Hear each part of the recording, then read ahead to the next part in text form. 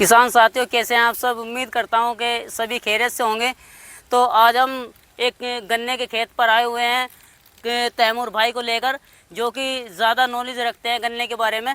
इसमें कुछ बीमारी है खेत में जिसको हम दिखाने के लिए तैमूर भाई को लाए हैं।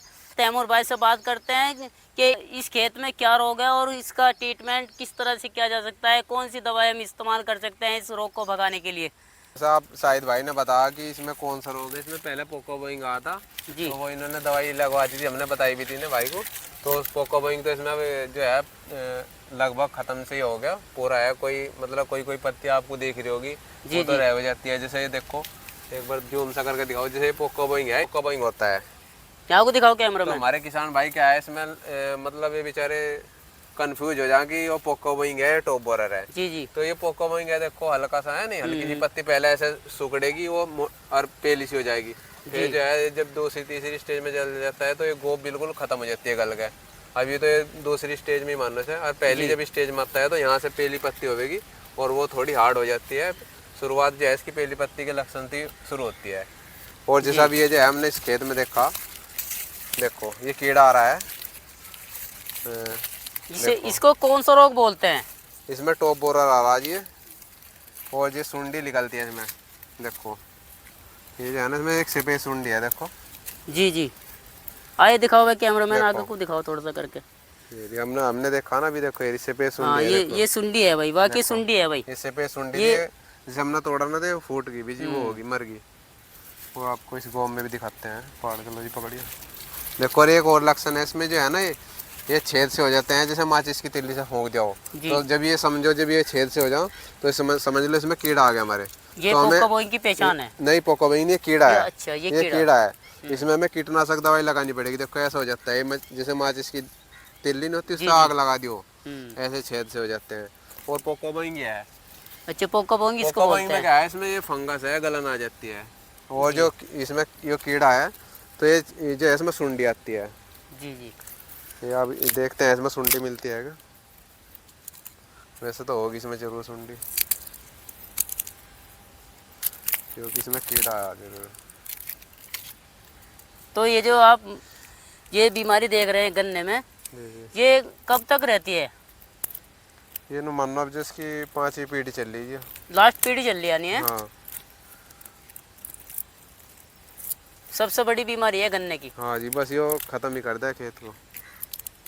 किसान साथियों, अगर ये रोग आपके गन्ने में आ रहा है तो ये मानो कि आपका गन्ना ग्रोथ तो नहीं करेगा। और इसीलिए आज हम तैमूर भाई को खेत पर लाए थे कि इसकी सटीक जानकारी किसानों को दी जाए और इसका ट्रीटमेंट भी अच्छी तरह से किया जाए।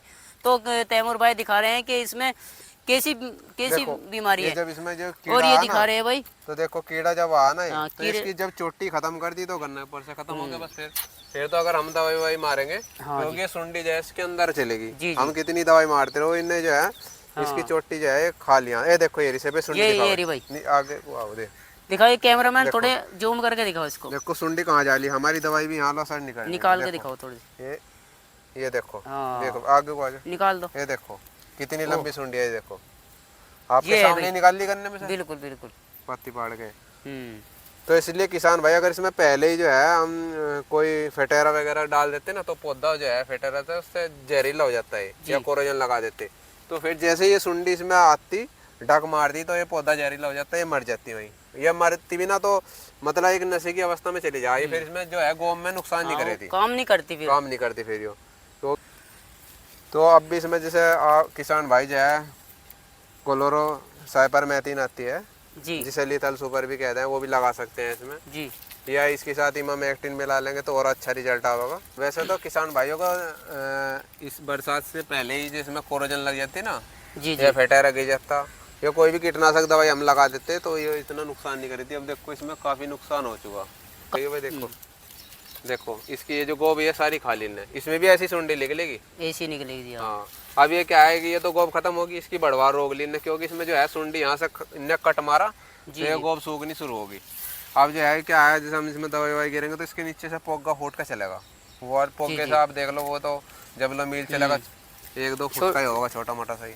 तो ये हमारा नुकसान तो इनने पहुंचा दिया इसमें सुंडी ने। क्योंकि अब दवाई जो है हम जो है ये जो आगे जो पौधे बच रहे हैं ना इसके कंट्रोल के लिए लगा सकते हैं जी। तो ये कंट्रोल हो जा, क्योंकि जो नुकसान है वो इनने कर दिया। तो तैमूर भाई, ये किसान साथियों, इस वीडियो के माध्यम से हम जानना चाहते हैं कि किसान साथियों को ऐसी अच्छी दवाई बताई जाए जो इसको बिल्कुल एकदम रोक दे यहीं पे। देखो अच्छी दवाई तो यही है, इसके साथ क्लोरोसाइपरमेथ्रिन आती है, वो बहुत अच्छी दवा है जी। उसके साथ हम इमामेक्टिन मिला लें और अच्छा रिजल्ट आएगा। वो इसे लगवा दे तो उससे काफ़ी हद तक जो है कंट्रोल हो जाएगा।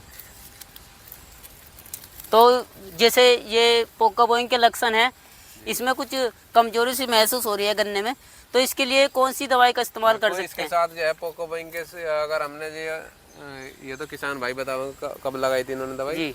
वैसे अगर जो हमें कंट्रोल कम होता दिख रहा हो तो 15 दिन के अंतराल में फिर दोबारा रिपीट कर देनी चाहिए वही दवाई। जी जी। ये बताओ दवाई कब डाली थी आपने इस खेत में? 10-15 दिन पहले। हाँ तो 15 दिन हो गए तो उसे दोबारा रिपीट कर सको वही दवाई। जी जी। कोनिका आवे, कॉपर ऑक्सीक्लोराइड आवे, जी जी। कोई सी भी कंपनी की ले लो, उसे दोबारा रिपीट कर दो। तो ये जो थोड़ा खाना दिख रहा ना वैसे तो कहीं एक ही पौधे में है, ज़्यादा कर कंट्रोल से होगा तो वो भी इससे पूरा जो है फिर ये कंट्रोल हो जाएगा, फिर इसमें कोई दवाई मारने की ज़रूरत नहीं पड़ने की फंगिसाइड की। तो जी। तो जैसे गन्ना कमज़ोर नज़र आ रहा है, अच्छी ग्रोथ के लिए और कौन सी दवाई का इस्तेमाल कर सकते हैं? वैसे तो इसके साथ कोई भी जैसे जिब्रेलिक एसिड लगा लो जी। या धानुका की डेंजाइम गोल्ड आवे वो लगा ले। और ठीक है जी। तो दोस्तों ये वीडियो कैसी लगी? तैमूर भाई ने हमें खेत पर आकर बताया कि इसमें जो पोका बोइंग के बाद जो बीमारी दूसरी आती है उसके लक्षण किस तरह के होते हैं और उसमें कौन सी दवाई का इस्तेमाल किया जा सकता है। तो किसान साथियों, हमारी ये वीडियो कैसी लगी हमें कमेंट में बताइएगा और हमारे चैनल को सब्सक्राइब कीजिए, लाइक कीजिए और इस वीडियो को ज़्यादा से ज़्यादा शेयर कीजिए। मिलते हैं नेक्स्ट वीडियो के साथ। MD शाहिद तोमर 2 को दीजिए इजाज़त। शुक्रिया।